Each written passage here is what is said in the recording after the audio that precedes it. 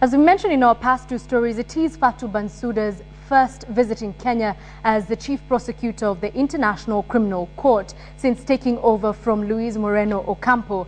And while the new prosecutor had a lot to say on day one of her visit, she asked the Kenyan government to do what Ocampo asked Kenya to do in all his 3 visits to the country: cooperate. Well, the Kenyan government's track record on cooperation with the court does not inspire much confidence. Let's now have a look at what exactly has been happening in the past with regard to that. We begin with the first announcement that Luis Moreno Ocampo made on 15th December 2010, naming 6 suspects as masterminds of the post-election violence. Legislators reacted sharply.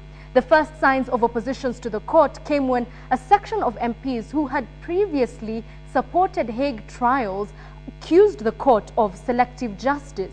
The week after an announcement, Chepalungu Member of Parliament Isaac Ruto introduced a motion in Parliament seeking to withdraw Kenya as a state party to the Rome Statute.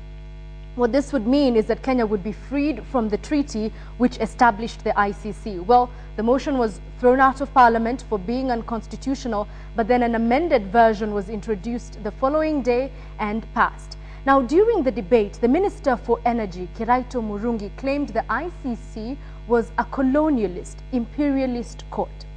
In February 2011, let's see what happened then. Well, endorsed by the African Union, Kenya launched a bid to appeal to the United Nations Security Council, asking to have the trials deferred.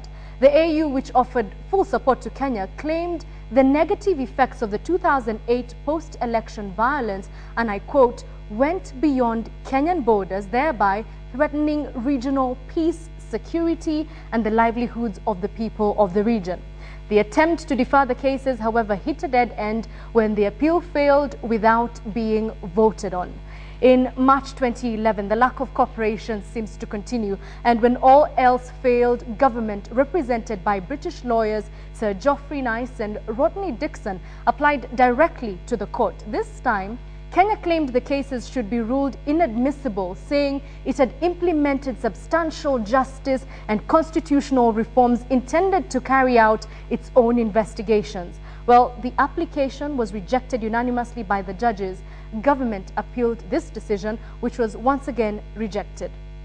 Fatou Bensouda now gets down to business with a history of non-cooperation from a country and indeed a continent that feels the ICC is targeting Africans. On this, the prosecutor has been quoted as saying, I quote, "Any time I hear about ICC targeting Africa, ICC doing double justice, it saddens me, especially as an African woman, also knowing that these conflicts, most of these conflicts, are happening on the continent of Africa."